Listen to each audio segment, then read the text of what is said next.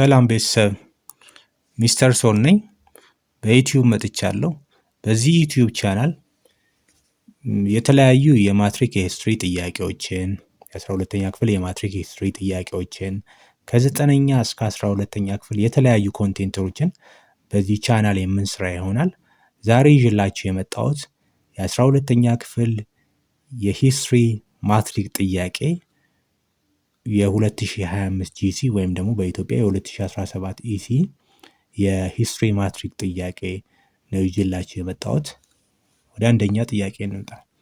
How did the people of Italy and Germany succeeded to form a nation state? A. Either through intense dialogue or verdict of international courts. A ምንድን ነው የሚለን? አንደኛ በንግግር፣ ሁለተኛ ደግሞ በኢንተርናሽናል ኮርት በመከራከር ነው ዩኒፊኬሽናቸውን ያሳኩት ይለናል። ቢ both through the will of leaders and the support of the masses. C either through negotiation or European continental forums. D both through peaceful amalgamation and wars with neighbors. ወደ መልሳችን ስንመጣ ስለ ጀርመን እና ኢታሊያን ዩኒፊኬሽን መለስ ብላችሁ የምታስታውሱ ከሆነ ቦዝ ጀርመን እና ጣሊያን ዩኒፊኬሽናቸውን ማሳካት የቻሉት አንደኛ ስሩ ፒስፉል አማልጋሜሽን ወይም ደግሞ ስሩ ፒስፉል ወይ ነው። ሁለተኛው ስሩ ዋር ነው፣ ከኔበሮቻቸው ጋር ጦርነት በማካሄድ ነው። ለምሳሌ ኦስትሮ ፕራሺያን ዋር፣ ፍራንኮ ፕራሺያን ዋር እና ሌሎችን ዋሮች ማስታወስ እንችላለን። ስለዚህ የአንደኛው መልሳችን የሚሆነው ቢ ነው ማለት ነው። እንደምናስታውሰው the architect of Italian unification Count Camillo Clavier ነበር። he used both war and peaceful mechanism። የጀርመን ዩኒፊኬሽን አርኪቴክት የሚባለው ደግሞ ኦቶ ቮን ቢስማርክ ይባላል። እሱም እንደዚሁ ዛይረን ቻንስለር እየተባለ ይጠራል። የጀርመን ዩኒፊኬሽን ማሳካት የቻለው የተለያዩ ከዴንማርክ ጋር ከፈረንሳይ ጋር እንዲሁም ደግሞ ከኦስትሪያ ጋር የተለያዩ ጦርነቶችን በማድረግ ነው። ስለዚህ መልሳችን ዲ ይሆናል። ወደ ሁለተኛ ጥያቄ እንምጣ። How did European industrial capitalism hasten means hasten the partition of African continent in the late 19th century? A. It urged the integration of the continent with the world market. B. It increased the demand for the abundant African raw material. C. Urgently sought the exploitation of the available cheap labor. D. Highlighted the need of land for settlement of growing population. The correct answer is B. It increased the demand for abundant African raw material. ሶ ኢንዱስትሪያል ሪቮሉሽን በጣም ስትሬንግዝን እየሆነ ሲመጣ አውሮፓያኖች ለኢንዱስትሪዎቻቸው ጥሬ ዕቃ በጣም ያስፈልጋቸው መጣ። ስለዚህ ያ ደግሞ ጥሬ ዕቃ በጣም ሰፋ ባለ ሁኔታ በአፍሪካ ይገኝ ነበር። ስለዚህ መልሳችን ይሄ ነው ማለት ነው። ወደ ሶስተኛ ጥያቄ እንምጣ። ሶስተኛው ጥያቄ which of the following is correct line up of market centers along the north-south trade routes of the 19th century Ethiopia? Okay. A. Bonga, Sodo, Roge, Harar. B. Jiran, Asandabo, Gondar, Matamma. C. Bonga, Basso, Roge, Gondar. D. Jiran, Sodo, Basso, Matamma. እስቲ ኤክስፕላኔሽን እዚህ ጋር ይዤላችሁ ልምጣ። እንደምናስታውሰው የ19ኛው ሴንቸሪ ሎንግ ዲስታንስ ትሬድ መነሻ ሳውዝ ዌስተርን ፓርት ኦፍ ኢትዮጵያ ቦንጋ ነበረች አይደለ? የከፋ ዋና ከተማ ቦንጋ መነሻ ነች። ኦኬ። ስለዚህ ሎንግ ዲስታንስ ትሬዱ ሁለት ላይን ነው የነበረው። አንደኛው ኖርዝ ቱ ሳውዝ ወይም ደግሞ ሳውዝ ቱ ኖርዝ የሚሄደው ነው። መነሻው ቦንጋ ነው፣ አንድ መጨረሻ መተማ፣ ሁለተኛው መጨረሻ ፖርት ኦፍ ማሳዋ ወይም ደግሞ ምጽዋ ነው። ሁለተኛው ደግሞ ከዚሁ ከሳውዝ ዌስተርን ፓርት ኦፍ ኢትዮጵያ ይነሳና እንደዚህ መቱ ወደ ኢስተርን ፓርት ኦፍ ኢትዮጵያ እስከ ሀረር መጨረሻ ድረስ የሚጓዘው ነው። አሁን ግን የተጠየቅነው ምንድን ነው የሚለው ኖርዝ ቱ ሳውዝ ነው የተጠየቅነው። ከኖርዝ ተነስቶ ወደ ሳውዝ የሚሄደው ነው የተጠየቅነው። ስለዚህ ያው መነሻችን ሳውዝ ዌስት ኢትዮጵያ ነው ወይም ሳውዝ ነው። ቦንጋ፣ ሰቃ፣ አሰንዳቦ፣ ባሶ፣ ዳሪታ፣ ጎንደር ሲደርስ አንዱ ወደ ሱዳን ወደ መተማ ይሄዳል፣ አንዱ ደግሞ በአድዋ አልፎ ወደ ምጽዋ ወደብ ይሄዳል ማለት ነው። ስለዚህ እዚህ ጋር በተጠቀሰልን ምክንያት መንገድ ኤ ምን ይላል? ቦንጋ፣ ሶዶ፣ ሮጌ፣ ሀረር። ቦንጋ ሶዶ አያችሁ፣ ወዴት ሄደው? ወደ ኢስት ተሻገረ። ስለዚህ ኤ መልስ አይሆንም። ቢንኒ፣ ጂረን፣ እሺ ጂረን፣ አሰንዳቦ ይሄው፣ ጎንደር ይሄው፣ መተማ ትክክል ነው። ስለዚህ ይሄ መልስ መሆን ይችላል ማለት። ስለዚህ መልሳችን ቢ ነው። ሲን ብናይ ቦንጋ ይለናል። ከዛ ወዴት ሄደ? ወደ ባሶ ሄዳል። ባሶ እሺ ትክክል። እዚህ መጣ። እንደገና ወዴት ይሄዳል? ሮጌ ዘባርቋል። ስለዚህ ቢ አይሆንም፣ ሲ አይሆንም። ዲን ደግሞ ብናይ ጂረን ብሎ ይሄ ነው ጂረን። ከዛ ሶዶ ሄደ። ይሄም ትክክል አይደለም፣ ወደዚህ መሄድ ነበረበት። ስለዚህ መልሳችን ቢ ይሆናል። አራተኛ ዋት ዋዝ ዘ ሂስቶሪካል ቫልዩ ኦፍ ኢትዮጵያን ቪክቶሪስ ኦቨር ኢጂፕት አት ዘ ባትል ኦፍ ጉንደቴ ኤንድ ጉራ። እንደምናስታውሰው በአፄ ዮሐንስ ዘመነ መንግስት ኢትዮጵያ ጉንደትና ጉራ ላይ ግብፃያኖችን አሸንፋ ነበር በሁለቱም ባትል። ሁለተኛ እንዳትወረንም ተመልሳ እንዳትመጣ ያደረገ ባትል ፊልድ ነው። እሺ ምርጫዎችን እኔ ኤ it gave the lesson to restore territories immediately after the victory. B enhanced the winning mentality of Ethiopian armies at any battles.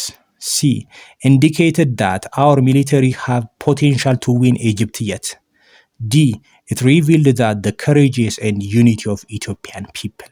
perfectly መልሳችን የሚሆነው ይሄ ነገር ምንን አሳየ? የኢትዮጵያውያኖችን ጀግንነትና አንድነትን ያሳየ ባትል ነው ማለት ነው፣ ሁለቱ ባትል ፊልዶች። አምስተኛ what was the major point of conflict between Emperor Theodorus II and the Orthodox Church that contributed to his downfall?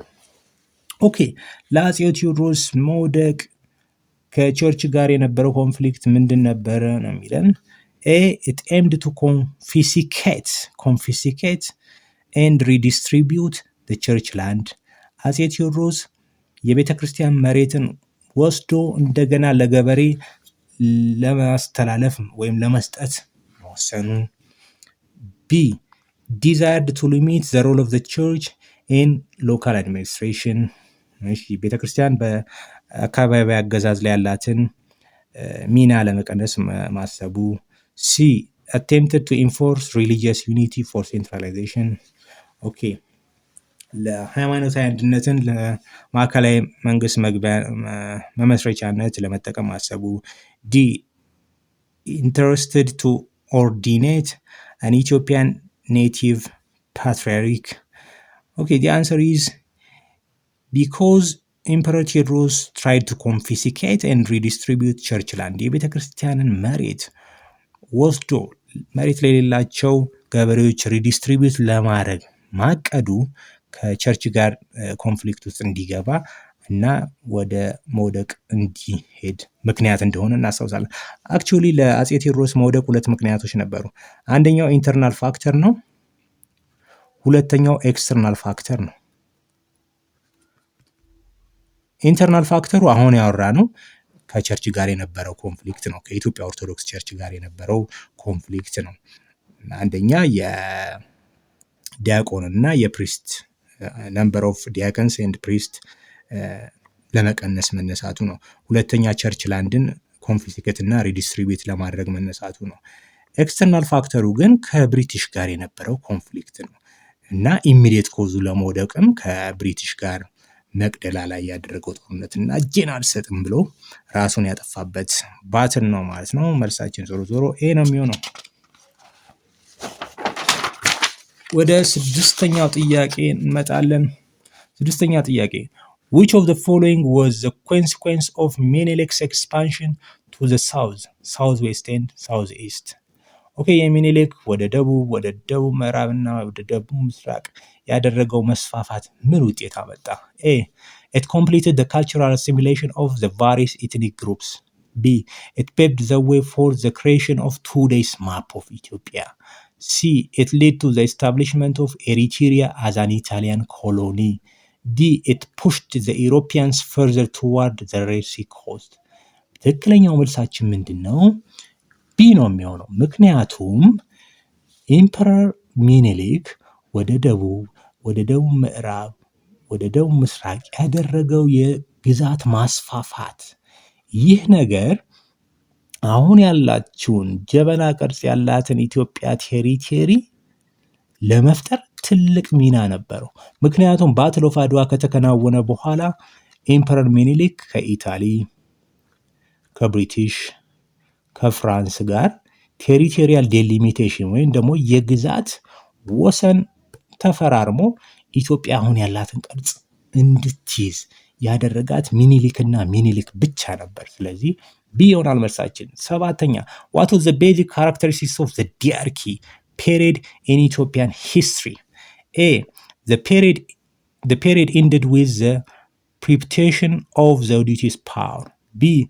The Ministry of War Habte Georgis Dinagdi remained neutral. C. The woman crowned as the first empress in Ethiopian politics. D. The ruling classes divided into conservative and progressive camps. ኦኬ እስቲ ማብራሪያ እንስጥ። ኦኬ ዘ ዲያርኪ የሚባለው በኢትዮጵያ ታሪክ ከ1916 እስከ 1930 ያለው ዘመን ነው። ዘ ዲያርኪ ኢት ዋዝ ኤ ፔሪድ ኦፍ ዱዋል ሩል። ዳይ ሚንስ ቱ ማለት ነው። አርኪ ማለት ደግሞ ሩል ነው። ስለዚህ ለሁለት ማስተዳደር እንደማለት ነው። በዚህ ዘመን ፓወር ዋዝ ሼርድ ቢትዊን ዘውዲቱ ኤንድ ራስ ተፈሪ። በዚህ በዲያርኪ በሚባለው በኢትዮጵያ ታሪክ ውስጥ ስልጣን በዘውዲቱ እና በተፈሪ መካከል የተከፋፈለ ነበር። ልክ ወደ ስልጣን እንደመጡ አካባቢ ሃርሞኒየስ ሪሌሽን ነበራቸው፣ ጥሩ ግንኙነት ነበራቸው። ከጊዜ በኋላ ግን ራስ ተፈሪ ኢምፐረር ዘውዲቱን ሻዶው እያረጋት እየሸፈናት ወደ እስከ ሞግዚትነት ደረጃ ራሱን ማሳደግ ጀመረ። ከዛ በኋላ ዲያርኪ ወደ ሁለት ተከፈለ። ወደ ሁለት ፖለቲካል ግሩፖች ሊከፈል ይችላል። የመጀመሪያው ግሩፕ ዘ ፕሮግረሲቭ ይባላል፣ ወይም ደግሞ ሞደርናይዘርስ ልትሏቸው ይችላላችሁ። ሞደርናይዘርስ ይባላሉ። ሞደርናይዘርስ ካምፕ መሪው ራስ ተፈሪ መኮንን ነበረ።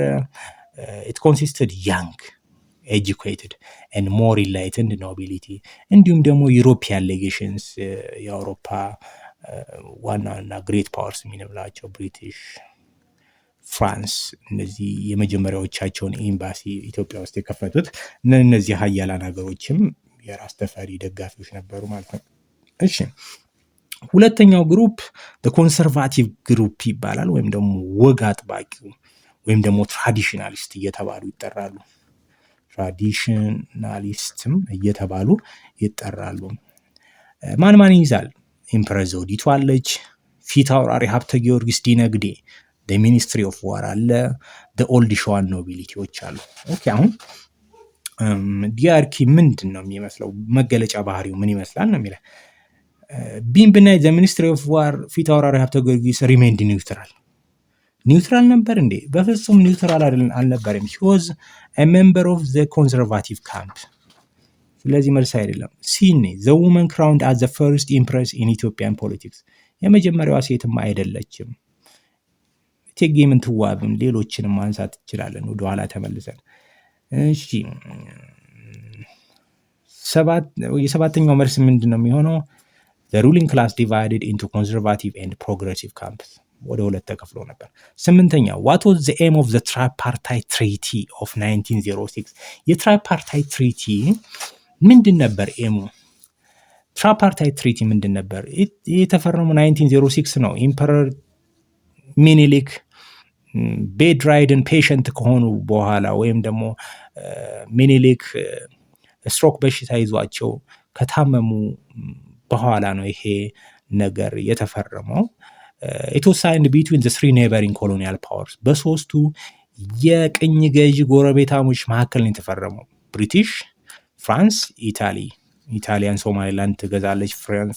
ፍራንስ ሶማሊላንድ ትገዛ ነበረ። ብሪቲሽ ሶማሊላንድ ትገዛ ነበር።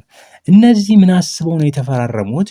they assumed that Ethiopia would fall into disorder if ሚኒሊክ died. ሚኒሊክ ከሞተ ኢትዮጵያ ትበታተናለች። ስለዚህ እኛ ራሳችን አዘጋጅተን ምን ቦታ መያዝ እንዳለብን እንከፋፈል ብለው ቀድመው ብሪቲሽ ብሉ ናይልን አካባቢ ለመያዝ ተፈራረሙ። ፈረንሳይ ያው ባቡር ሀዲዱን እየሰራች ከዚህ ከአዲስ አበባ እስከ ጅቡቲ ያለውን ቦታ ለመያዝ ተስማማች። ጣሊያን ደግሞ የራሷን ኢታሊያን ሶማሌላንድን ከኤርትራ ጋር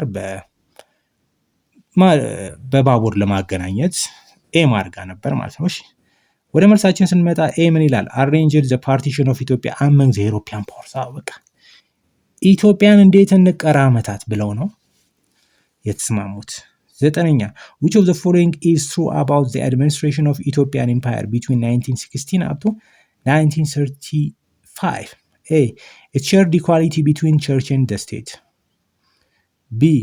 It was predominantly hereditary. በዘር ሐረግ ብቻ የተመሰረተ ነው። C. It combined of central and hereditary rule. D. It was centralized completely. The answer is it combined both central and hereditary rule. hereditary rule ማለት የዘር ሐረግን የተመሰረተ እንደማለት ነው። መልሳችን C ነው። 10ኛ how did the Ashanti Empire react against the British colonial process? A. They suffered British trickery to become British colony. ተሸውደው የብሪቲሽ ኮሎኒ ሆኑ ነው የሚለን። B. First agreed to be under the protector of Britain. የእንግሊዝ ቅኝ ግዢ ለመሆን ወሰኑ ነው የሚለን። C. Resisted the British for more than 2 decades. D. Had shown little interest of fighting for the British against British. D ምንድን ነው የሚለን? እንግሊዝን ለመዋጋት ፍላጎት አልነበራቸውም ነው የሚለን። The answer is C. They resisted the British for more than 2 decades. ለሁለት አስርት ዓመታት ከተፋለሙ በኋላ ነበር እንግሊዝ ያሸነፈቻቸው። ስለዚህ መልሳችን C ነው ማለት ነው። ወደ 11ኛ ጥያቄ ላይ እንመጣለን። What was the major organizational change that made the Industrial Revolution possible? Industrial Revolution ስኬታማ እንዲሆን ያደረገው organizational change የቱ ነው ይላል። A. Development of new markets through the mass production. B. Adequacy of cheap and abundant human labor in Europe. C. Establishment of government office to support industry. D. Development of factories and the hiring of workers. The answer is Industrial Revolution ምንለው it is a shift from working at home to working to factories ነው። ቤት ውስጥ ከማምረት ፋክተሪስ ውስጥ ወደ ማምረት፣ በእጅ ከመስራት በማሽኖች መስራት ነው። አሁን ግን ኦርጋናይዜሽናል ቼንጅ ያመጣ የቱ ነው ነው የሚለን። ስለዚህ መልሳችን ይሆናል ዴቨሎፕመንት ኦፍ ፋክተሪስ ኤንድ ሃይሪንግ ኦፍ ወርከርስ ነው። ኦኬ 12ኛው what was the major factor that hindered German unification prior to 1871? hinder ማለት እንቅፋት፣ ለጀርመን ዩኒፊኬሽን ከ1871 በፊት እንቅፋት የሆነው የትኛው ነው ነው የሚለን። A. Germans shift from democratic to authoritarian. ጀርመን መጀመሪያ ዲሞክራቲክ ነበረች፣ ከዛ ወደ አውቶሪታሪያን መሸጋገሯ ነው ይለናል። B. Resolve of princes to remain independent. C. Poor national economy and backward outlook. D. Absence of determined leadership who take risk. Our answer is B. ምንድን ነው የጀርመን ፕሪንሶች ትናንሽ ግዛቶችን የያዙ ፕሪንሶች ኢንዲፔንደንሳቸውን ይዘው መቆየት ነው የፈለጉት። ለምን ብትሉ ምክንያቱም ጀርመን ዩኒፋይድ የምትሆን ከሆነ የነበራቸውን ሩል የነበራቸውን አገዛዝ ምክንያቱም ጀርመን ዩኒፋይድ ከሆነች እኛ ያለንን አገዛዝ መሪነትን ሚና እናጣለን። ምክንያቱም ጀርመን ዩናይትድ የምትሆን ከሆነ አንድ መሪ ነው የሚኖራት ብለው ስላሰቡ ነው። the answer is B. 13ኛ what were the two major themes of the so-called Eastern question? የኤስተርን ኩዌስችን ሴንትራል አይዲያ ወይም ደግሞ ቴሙ ምንድን ነበር? ሁለት ዋና ዋና ቴሞች ምንድን ነበር ይላል። A. Roman Church's growing weakness and the spread of Islam in Eastern Europe. B. Russian support of Ottoman Turkey and the decline of Austro-Hungary. C. Balkan nationalism and gradual decline of Ottoman Turkey. D. Russian expansionism and British support of the Ottoman Turkey. The perfect answer is C. ቢኮዝ አንደኛው የባልካን ናሽናሊዝም ባልካን ስቴትስ የምንላቸው ላይክ ሮማኒያ፣ ቡልጋሪያ፣ ግሪክ ሌሎችም በርካታ ስቴቶች እነዚህ ስቴቶች በራሽያ እየተደገፉ ናሽናሊዝማቸው እያደገ የራሳቸውን ኢንዲፔንደንስ ለማምጣት ሲሉ ከኦቶማን ተርኪሽ ኢምፓየር ጋር እየተፋለሙ ኦቶማን ተርኪሽ ኢምፓየር ደግሞ በተቃራኒው እየተዳከመች እና ኢንዲፔንደንሳቸውን እያገኙ መጡ ማለት። ስለዚህ መልሳችን ሲ ነው። 14ኛው which of the following was not among items of legitimate trade of the 19th century Africa? የሌጊቲሜት ትሬድ አይተም ኦፍ ትሬድ ያልሆነው ወይም ጉድ እቃ ያልሆነው የትኛው ነው ነው የሚለን። በነገራችን ላይ አፍሪካንና አውሮፓውያኖች ሁለት አይነት ትሬድ አድርገው ነበር። አንደኛው ኢሌጊቲሜት ትሬድ ልትሉት ትችላላችሁ። ኢሌጊቲሜት ትሬድ ኦፍ ስሌቭስ ነው፣ የሰው የሚነገድበት ንግድ ነው። ሌጊቲሜት ትሬድ ደግሞ እቃ የሚነገድበት ነው። አውሮፓውያኖች እና አፍሪካኖች እቃ ሲነግዱ ማለት ነው። የጠየቅነው የሌጊቲሜት ትሬድ አይተም ያልሆነው የትኛው ነው? የሌጊቲሜት ትሬድ አይተም የሆኑት አውሮፓውያኖችና አፍሪካኖች የሚነግዱት ፓልም ይነግዱ ነበር፣ ገም ይነግዱ ነበረ፣ ግራውንድነት ይነግዱ ነበር። ስሌቭ ግን አይነግዱም። ምክንያቱም ስሌቭ ኢሌጊቲሜት ትሬድ ወይም ደግሞ ትራንስ አትላንቲክ ስሌቭ ትሬድ ላይ የነበረ አይተም ኦፍ ትሬድ ነው እንጂ በሌጊቲሜት ትሬድ ወይም ደግሞ ስሌቨሪ ከቆመ በኋላ የነበረ የንግድ አይተም አልነበረም። 15ኛ what was the final outcome of the French and the British system of colonial rule in Africa? እሺ የፈረንሳይና የብሪቲሽ ሲስተም ኦፍ ኮሎኒያል ሩል አውትካሙ የትኛው ነበር ይላል። ኤ they assimilated into the colonial system in both cases። ሁለቱም እንዴት ነው አሲሚሌሽን ፖሊሲ ተጠቅመዋል እንዴ? እሺ take it in your mind. Okay. B they divided into clan in the British than under French system. C they were culturally assimilated in the British than in the French. D they were autonomous under the French than under the British. መልሳችን ምንድን ነው የሚሆነው? 15ኛ the answer is C they were culturally assimilated in the British than in the French. እሺ ሲን ደግሞ ስንመለከት they were culturally assimilated in British than in the French። ይሄ እዚህ ጋር ፍሬንች እዚህ ጋር ብትመጣ ኖሮ ትሩ ይሆን ነበር፣ ግን ኢን ብሪቲሽ ነው ያልነው። ካልቸራል አሲሚሌሽን የተጠቀመችው ፈረንሳይ ነች እንጂ ብሪቲሽ አይደለችም። ዲን ስናይ ደግሞ they were autonomous under the French than under the British. So the answer is they were autonomous under the French than under the British የሚለው ይሆናል ማለት ነው መልሳችን። ስለዚህ ዲ ነው። 16ኛ ጥያቄ which of the following was the major area of reform of Theodorus II? Theodorus II major area of reform ያመጣበት የትኛው ነው? A agricultural and trade reform.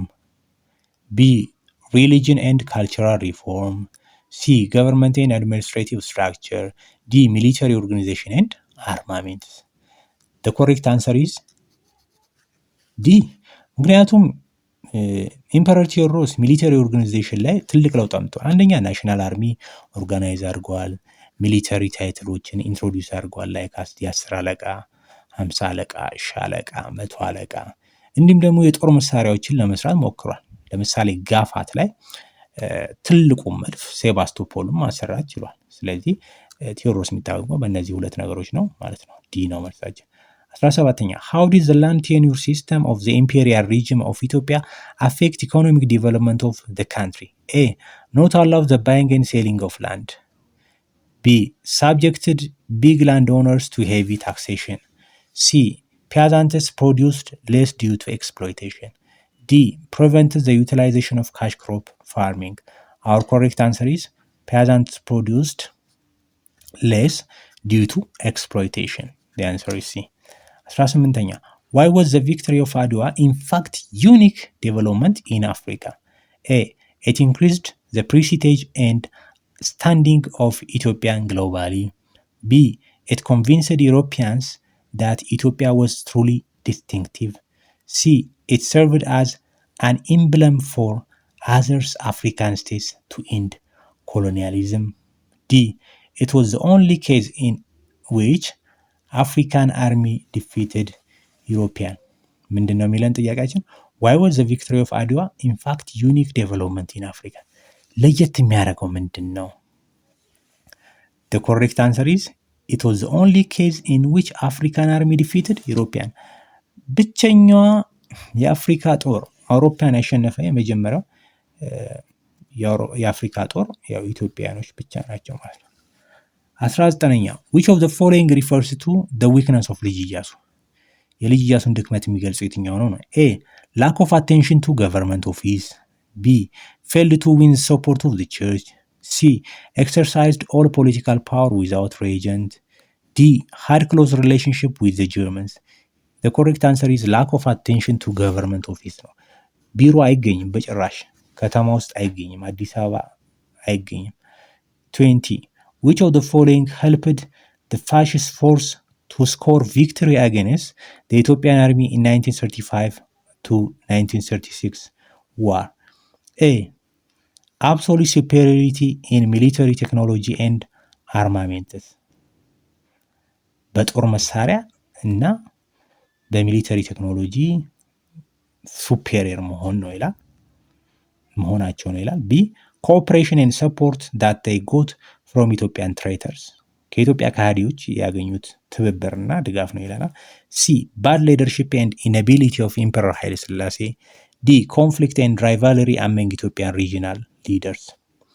the correct answer is ጥያቄያችን ምን ይላል? which of the following helped the fascist force to score victory against the Ethiopian army in 1935-36 war? absolute superiority in military technology and armaments፣ በጣም ይበልጡን ነበር። ለምሳሌ ኢትዮጵያ በአንድ የጦር ግንባር የተጠቀመችውን እነሱ በአንድ የጦር ግንባር የተጠቀሙትን ጥይት ኢትዮጵያ በሁሉም የጦር ግንባሮች፣ በሰሜኑም የጦር ግንባር በደቡብም የጦር ግንባር የተጠቀመችው ተደምሮ እነሱ ከአንድ የጦር ግንባር የተጠቀሙት ጋር እኩል ነው የሚሆነው። እኛ የነበሩን ኤርክራፍቶች 2 ናቸው፣ እነሱም የቋ ማጓጓዣዎች ናቸው። እነሱ ግን በመቶች የሚቆጠሩ ቦምበር ኤርፕላኖች ነበሯቸው። ስለዚህ መልሳችን ኤ ይሆናል።